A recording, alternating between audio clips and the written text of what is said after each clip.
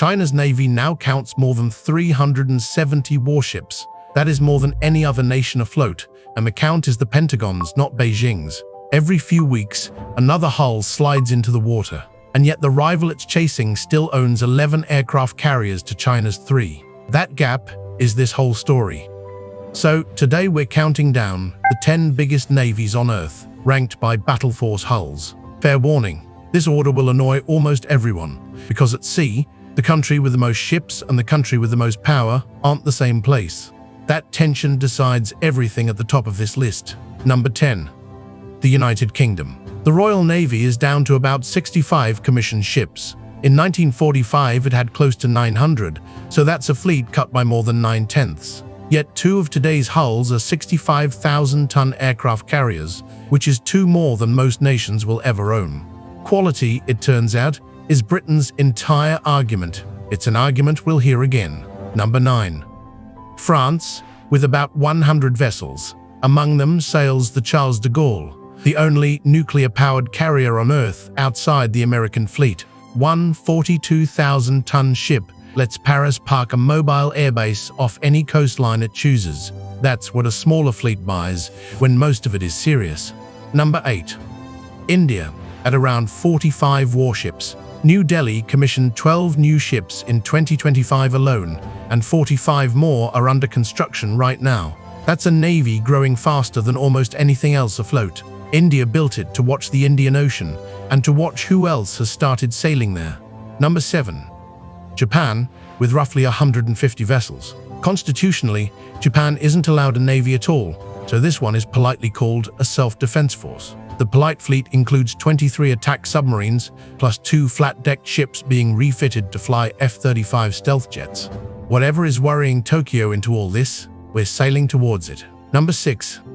South Korea, at about 55 ships. Seoul holds one advantage nobody else on this list can match: it builds ships for a living. Korean yards launch more commercial tonnage than nearly anywhere on Earth, and that muscle converts to warships frighteningly fast. A hostile northern border concentrates the mind. Number 5. With about 82 vessels, on course to field the Mediterranean's most powerful fleet. Its flagship, the Anadolu, is the first carrier anywhere built to launch attack drones instead of jets. And in January 2025, Ankara had 31 more warships under construction at once. That's expansion on a wartime rhythm. Number 4. Indonesia, at roughly 245 warships, nearly 4 times Britain's entire fleet. Most are small patrol craft, because the job is unlike anyone else's. Indonesia guards 17,000 islands, plus a strait carrying roughly a quarter of the world's traded goods. Policing that takes sheer numbers. And numbers are exactly where this list is heading. Number 3.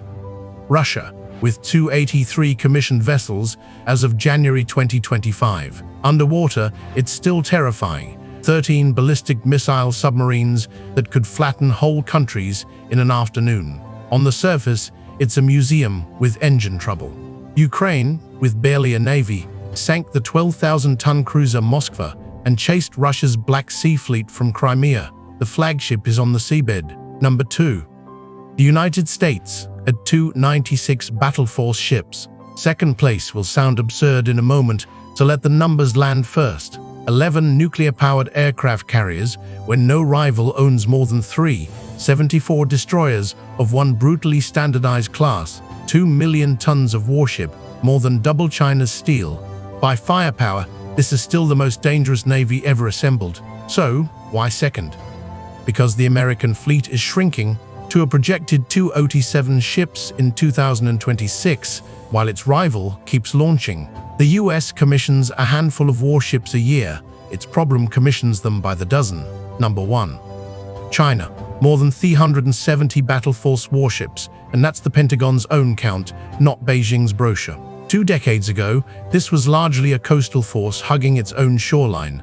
Today, it outnumbers the United States Navy by more than 70 hulls. It is the largest navy on Earth, and it is still accelerating. The Pentagon projects 435 Chinese warships by 2030, while America drifts below 290. Behind that fleet sits the real weapon: shipyards with roughly 230 times the building capacity of the United States, by US Navy Intelligence's own estimate.